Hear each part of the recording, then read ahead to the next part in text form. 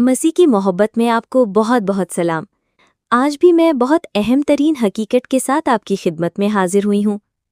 मैंने पास्टर जुनीद जावीद की खिदमत के बारे में एक दिलचस्प बात नोट की।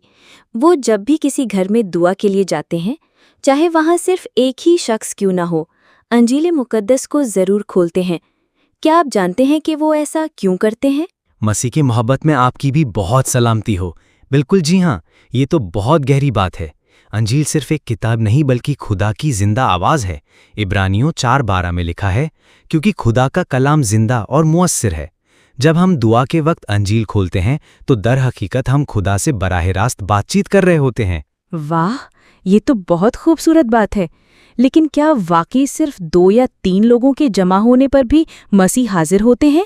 बिल्कुल जी हाँ, मत्ती 18:20 में यस्सु खुद फरमाते हैं, जहां 2 या 3 मेरे नाम पर जमा होते हैं, वहां मैं उनके दरमियान मौजूद होता हूं।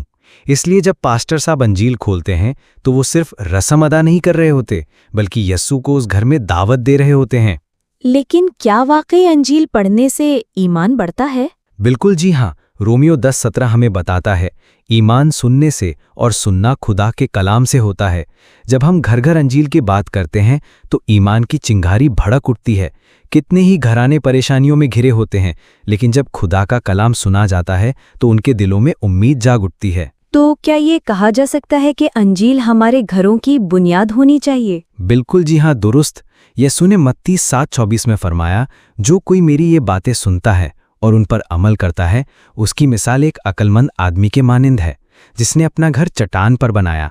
जब हम अपने घरों में अंजील को मरकजी मकाम देते हैं तो हमारी जिंदगी मसीह की मजबूत बुनियाद पर खड़ी होती है। तूफान आए, मुसीबतें आए, लेकिन हमारा घर कायम रहता है। आपकी बातों ने मेरा दिल छू लिया।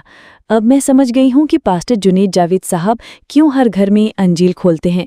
ये सिर्फ एक रस्म नहीं, बल्कि खुदा के साथ एक गहरा रिश्ता कायम करने का जरिया है। बिल्कुल जी हाँ, और हमें भी चाहिए कि हर दुआ के वक्त, चाहे तन्हा हो या साथियों के साथ, अंजील को खोलें, उससे पढ़ें और खुदा के वादों पर अपनी ज़िंदगी तामीर करें। ज़बूर 119:105 कहता है, तेरी बात मेरे पाँव के लिए चिराग और मेरे रास्ते की रोशनी है। यीशु मसीह के नाम से आमीन। आज से ही मैं अपने घर में अंजील को मरकजी मकाम दूंगी और देखूंगी कि खुदा कैसी मेरी जिंदगी में मोजज़े करता है।